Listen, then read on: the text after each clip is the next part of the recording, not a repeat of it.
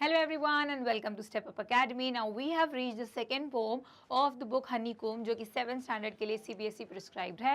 So without wasting any time, let's see the Rebel जो करके जो poem है उसमें आखिर क्या बताया गया है and what is so interesting about the poem. So सबसे पहले मैं बता दूं कि you have this application. Actually we have this application and you have to download it. और ये सिर्फ हमारे benefit की चीज़ नहीं है भाई, ये पूरी आप ही के benefit की चीज़ें हैं. You will get all these benefits over there. ये सारी facilities मिलेंगी.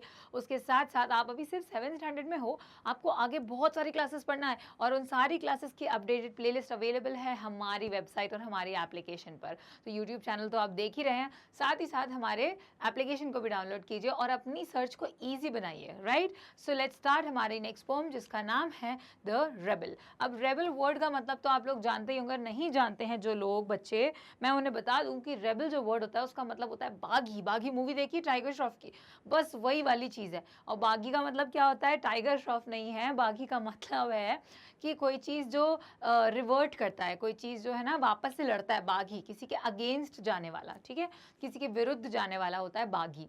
जैसे मान लीजिए कि कोई बहुत गलत चीज़ हो रही है सोसाइटी में और आप नहीं जानते, आप नहीं चाहते कि ऐसा कुछ हो, तो आप उसके अगेंस्ट जाओगे तो आप क्या बन जाओगे? रेबल बन जाओगे, आप बागी बन जाओगे. और रेबल होना बिल्कुल गलत नहीं बात होती, ठीक है. रेबल वो लोग होते हैं जो कि बिना रीज़न की और बिना लॉजिक की चीज़ों को सुनना और सहना पसंद नहीं करते हैं. तो चलिए स्टार्ट करते हैं एंड पहले देख लेते हैं हमारे पोएट के बारे में. So Dennis Joseph Enright. Enright जो है डेनिस एनराइट, ये हमारे पोएट हैं. He was born on 11th March 1920 and he lived till 2002. was a British academic, poet, novelist and critic. बहुत सारे उनके अंदर कलाएं थी.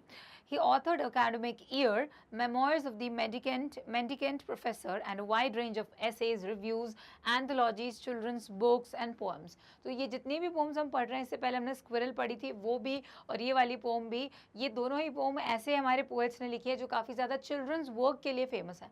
बच्चों के लिए जो वर्क्स हैं उनके लिए फेमस है. और वही ब्रिटिश अकेडमिक तो थे ही बहुत ज़्यादा और ब्राइट थे अपनी स्टडीज़ में, और पोएट, नॉवलिस्ट और क्रिटिक भी थे. तो चलिए देखते हैं इनने क्या पोम कंपोज करी है and we'll have a little overview about the poem as well. Do you know anyone who always disagrees with you or your friends or likes to do the opposite of what everything they should do? Correct, that's what I said. कि क्या आपको ऐसे दोस्त को या अपने कोई भाई बहन कोई रिलेटिव ऐसा होगा जो हमेशा आपसे डिसअग्री करता है, वो कभी आपकी बात में हाँ में हाँ मिलाता ही नहीं है, या फिर वो हमेशा वो काम का ऑपोजिट काम करता है जो लोग सोचते हैं कि होना चाहिए. यानी कि लोग सोचते हैं कि सुबह जल्दी उठना चाहिए और वो दोपहर को उठता है. ऐसा करना तो नहीं चाहिए, लेकिन obviously does the opposite of what people think they should do. Think of a word to describe such a person. और ऐसे इंसान को क्या बोलेंगे हम, वो यहाँ पे देखना है. और ऐसे इंसान को मैं तो बता चुकी हूँ, उसे हम कहते हैं the rebel. Discuss with your partner some of the things such a person generally does. Now read the poem. मुझे ऐसा लगता है कि कुछ चीज़ों, जैसे बहुत छोटे बच्चे होते हैं, बहुत सारे सवाल उनके मन में आते हैं. A lot of things, a lot of questions are asked by them कि grandmother, grandparents से पूछेंगे, मम्मी से पूछेंगे, पापा से पूछेंगे, ऐसा क्यों होता है, रात को पेड़ को हाथ क्यों नहीं लगाना चाहिए, है ना, रात को नेल्स क्यों नहीं काटना चाहिए, कंघी क्यों नहीं करना चाहिए, थर्सडे को बाल क्यों नहीं कटवाना चाहिए. सो अगर उनको उस चीज़ का रीज़न नहीं मिला, लाइक हर चीज़ का रीज़न होता है, बट अगर उन बच्चों को उस चीज़ का रीज़न नहीं मिला तो वो रिटेलिएट करते हैं, तो वो उस चीज़ के अगेंस्ट जाने की कोशिश करते हैं कि आप अगर पहले तो हमको रीज़न दे दो, और अगर आपके पास इस चीज़ को, इस रूल को फॉलो करने का कोई रीज़न नहीं है, तो वो क्या करेंगे, वो जानबूझ के थर्सडे के दिन नाखून काटेंगे, वो थर्सडे के दिन जाके बाल कटवा के आ जाएंगे. And I think that is called a rebel. Okay, let's read the pome now.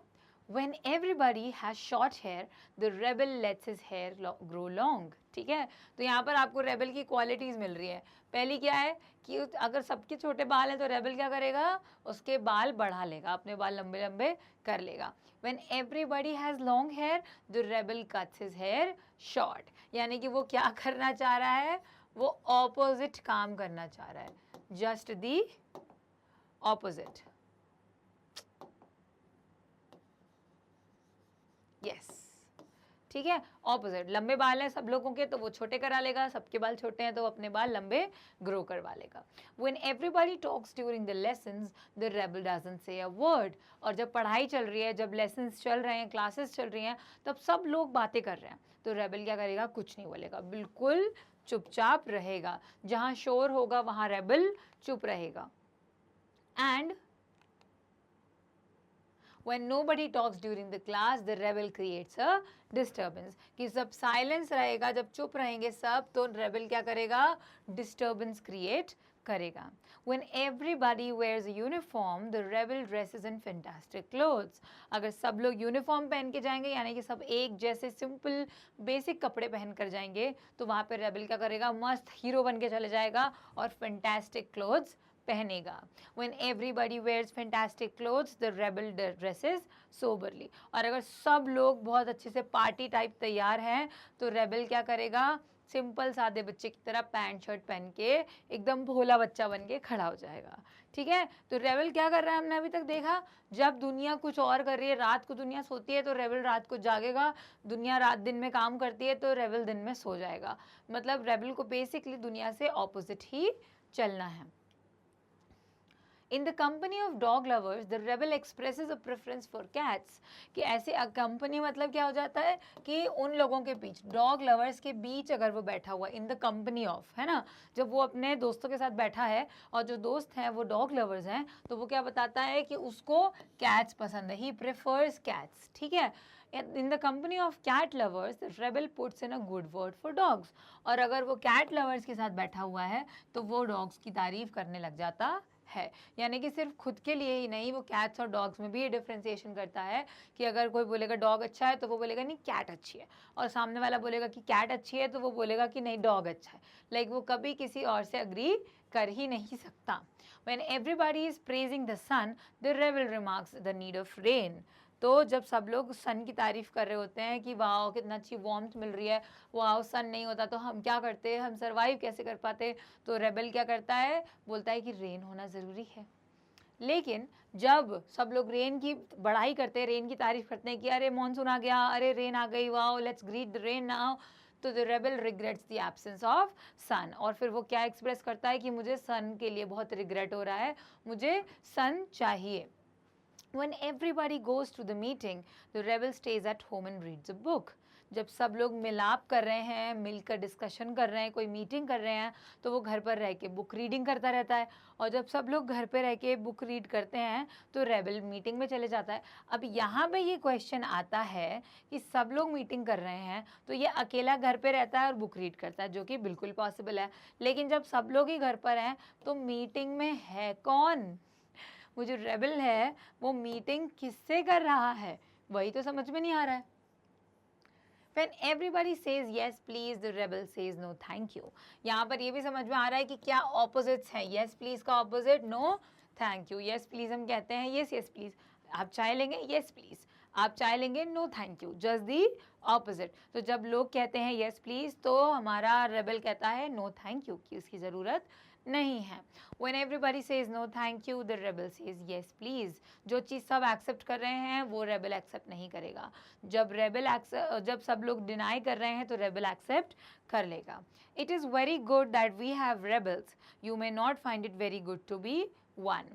और ये अच्छी बात है, यहाँ पर एंड में हमारे पोएट कहते हैं कि अच्छी बात है कि रेबल्स होने चाहिए इस दुनिया में, क्योंकि आप रेबल नहीं बन सकते हो. Right, you may not find it very good to be one. आपको अच्छा नहीं लगेगा कि लोग आपको ऐसा बोले कि क्या तू ऑपोजिट ही चलता रहता है, क्या हम कुछ कर रहे हैं, हमें चाइनीज़ खाना है, तुझे इडली सांभर खाना है, या जब हम दाल चावल खाएंगे तो तुझे चाइनीज़ खाना है. तो व्हाट इज़ दिस रेबल? ये जो रेबेलियन है, ये जो आपके अंदर एक अगेंस्ट जाने की फीलिंग है, क्यों है? लेकिन एक अच्छी बात है कि कोई और रेबल है, क्योंकि जब आप रेबल होगे ना तो आपको वो चीज़ अच्छी नहीं लगेगी. And that's what the poet is saying over here in the poem Rebel. A very beautiful poem, a very beautifully explained कि rebels actually करते क्या हैं. और आपको नहीं लगता कि rebels जो हैं वो in general अच्छे ही काम करते हैं, कुछ काम वाकई अच्छे करते हैं, कुछ चीज़ें वाकई सही होती हैं. मतलब it takes a huge amount of confidence to become a rebel. सब लोग अगर एक ही एक्टिविटी चूज़ कर रहे हैं तो एक अकेला बच्चा जो बचेगा उसको, अगर मान लीजिए सब लोग बास्केटबॉल चूज़ कर रहे हैं, अगर उस बच्चे को खो खो या क्रिकेट खेलना है या कोई और गेम खेलना है, लेट्स से चेस खेलना है, तो वो सोचेगा पीयर प्रेशर में क्या आके कि अरे यार सब लोग तो बास्केटबॉल खेलने जा रहे हैं, मैं अकेले कैसे चेस खेलूँगा, तो मैं भी बास्केटबॉल चूज़ कर लेता हूँ. लेकिन अगर वहाँ पे वो रेबल होता तो बोलता कि सब बास्केटबॉल चूज करें तो करें, I will go for the game I like which is chess over here. Now, answer the following questions. Let's work with the poem. If someone doesn't wear a uniform to school, what do you think the teacher will say? Get out of the class. Right? The teacher would scold the students who would not be dressed in the school uniform while coming to the school. We used to get a lot of scoldings. हम अगर socks हमारे pulled up नहीं है, हमारी pony tails अच्छी नहीं है, ribbons नहीं है, tie, badge, belt, so many things were there. तो ये एक डिसिप्लिन क्रिएट करने के लिए होता है कि हम कहीं जाते हैं तो हमें उसके हिसाब से ड्रेसअप होना चाहिए. हम किसी ने हमें कोई ऑर्डर्स दिए हैं, हमारे सीनियर्स ने हमको कुछ बताया है ऐसा करने के लिए, तो we should follow what they are asking us to do. और इसलिए यूनिफॉर्मिटी रहती है ताकि सारे बच्चे सेम यूनिफॉर्म पहन के आए और कोई डिस्क्रिमिनेशन किसी में ना हो. लेकिन अगर कोई नहीं पहन के आएगा तो टीचर से उसको डांट पड़ेगी अच्छी. Okay, second part. When everyone wants a clear sky, what does the rebel wants the most? जब सबको खुला आसमान यानी कि धूप चाहिए, तब क्या चाहिए हमारे रेबल को चाहिए rain. Okay, when everyone wants a clear sky, जब बारिश हो रही है तो the rebel wants the sun, उसको सन चाहिए. Now, if the rebel has a dog for a pet, what is everyone else likely to have? अगर रेबल के पास डॉग है पेट के उस हिसाब से, तो सब लोगों के पास क्या होगा? ऑब्वियसली उल्टा ही होगा, कैट होगा. क्योंकि अगर सब लोग कैट पालने लग जाएंगे तो रेबल क्या पालेगा? डॉग पालेगा. अगर सब लोग डॉग पालने लग जाएंगे तो रेबल कैट पालेगा. Okay, right, cat lovers. Next, Why is it good to have rebels? Rebels का होना क्यों इंपॉर्टेंट होता है? एक्चुअली रेबल्स का होना यही इंपॉर्टेंट होता है क्योंकि सोसाइटी में एक बैलेंस बना रहता है. वरना भेड़ चाल जो कहते हैं ना कि एवरीबडी इज डूइंग दिस तो I will also do this, वो चीज़ एक रहती है. कहीं ना कहीं यूनिकनेस, क्रिएटिविटी लेकर आते हैं. They want to do different things, they want to get recognition through doing something opposite of what others are doing. अगर हम सब लोग एक ग्रुप के लोग हैं जो एक ही चीज़ कर रहे हैं तो वो चीज़ बहुत बोरिंग हो जाएगी. रेबल जो आता है, रेबल अपनी एक आइडेंटिटी बनाना चाहता है, रिकग्निशन चाहता है लाइफ में, और इसलिए वो ऑपोजिट चीज़ें करता है ताकि उसे देखें लोग, उसे नोटिस करें. ठीक है, तो रेबल का होना ज़रूरी इसलिए है because they are different and they teach us to be able to accept and tolerate differences. वो हमें ये बताते हैं कि वो खुद तो डिफरेंट है ही, उसके साथ साथ हमें इंट्रोड्यूस कराते हैं कि डिफरेंस क्या होता है, डिफरेंट चीज़ें क्या होती हैं, ताकि हम उस डिफरेंस को एक्सेप्ट कर सकें और टॉलरेट कर सकें कि कितने डिफरेंट लोग हो सकते हैं. Why is it not good to be a rebel oneself? खुद रेबल होने में क्या प्रॉब्लम होती है भाई? It is not good to be a rebel oneself because the society never accepts a rebel. जो चीज़ कोई ऑपोजिट करता है, like Gandhi ji for an example, I give this examples a lot of times क्योंकि ये मेरा one of the favourite example है कि even Gandhi ji who made such a huge impact on India and also on the world, when he was supposed to go out, वो South Africa जा रहे थे पढ़ने के लिए, लॉ पढ़ने के लिए, साउथ अमेरिका जा रहे थे, तो जहाँ भी जा रहे थे, अफ्रीका अमेरिका, तो यस, तो जब वो बाहर जा रहे, when he was planning to go out to study, यानी कि वो पढ़ने के लिए जब इंडिया से बाहर जाने वाले थे, तो वो एक छोटे से गांव को बिलोंग करते थे ना, तो उस गांव के लोगों ने ये डिसाइड कर लिया था कि अगर वो बाहर जा रहे हैं, अगर वो इंडिया के बाहर कदम रखेंगे तो वो आउटकास्ट कर दिए जाएंगे, वो समाज से बेदखल कर दिए जाएंगे. और उसका रीज़न ये है कि आप 7 समंदर पार जाओगे तो आप अपने घर की वैल्यूज़, आप अपने घर के कल्चर, रिलीजन, सब चीज़ें भूल जाओगे, वहाँ का खाना खाने लग जाओगे, यू विल गेट मैरिड वहीं पर, and all these are just assumptions by people.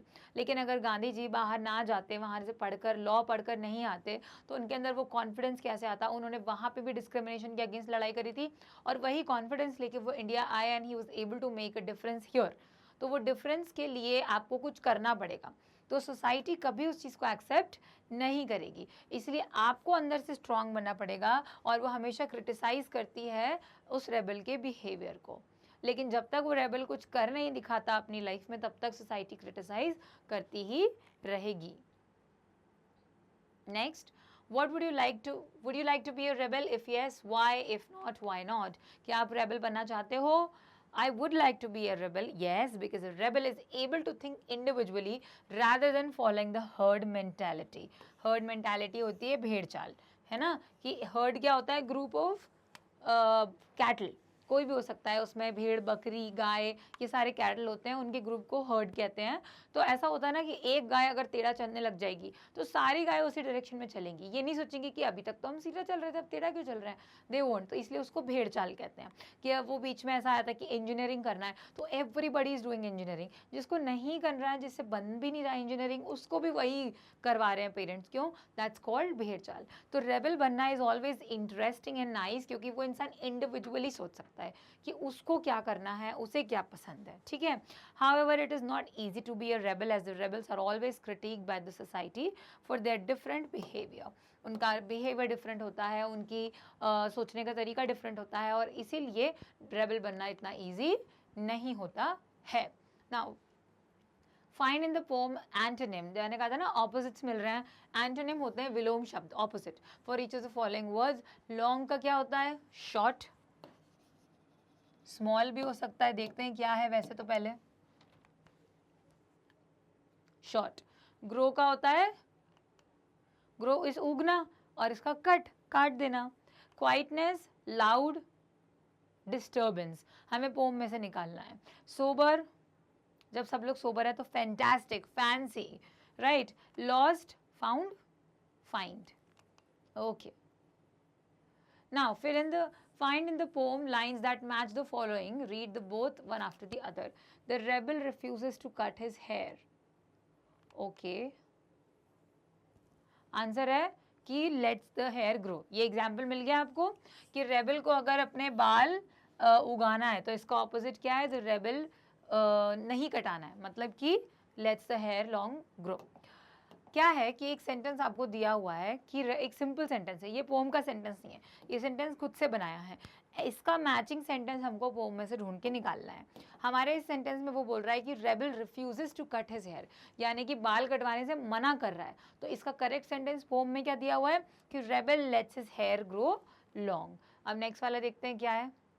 He says cats are better, कि कैट्स जो है वो बेटर है, तो वो क्या बोलेगा कि he puts in a good word for cats, ये बोला है, या फिर dogs, दोनों चीज़ हो सकती हैं कि वो कैट के लिए या डॉग के लिए बेटर वर्ड्स रखता है, अच्छी तारीफ करता है। गुड वर्ड्स का मतलब तारीफ करना। ही रेकमेंडेड डॉग्स, रेकमेंडेड डॉग्स मतलब कि उसको क्या पसंद है, उसका प्रेफरेंस कैट्स के लिए है। Now he is unhappy because there is no sun, कि वो खुश नहीं है क्योंकि सन नहीं है। इसका मतलब क्या हो जाएगा कि सब लोग बारिश की तारीफ कर रहे हैं, तो अगर सब लोग बारिश की तारीफ कर रहे हैं तो वो सन के लिए दुखी हो रहा है कि सन चाहिए मुझको।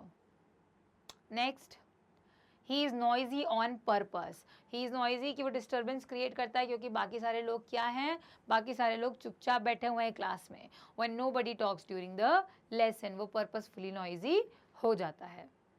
And that's it.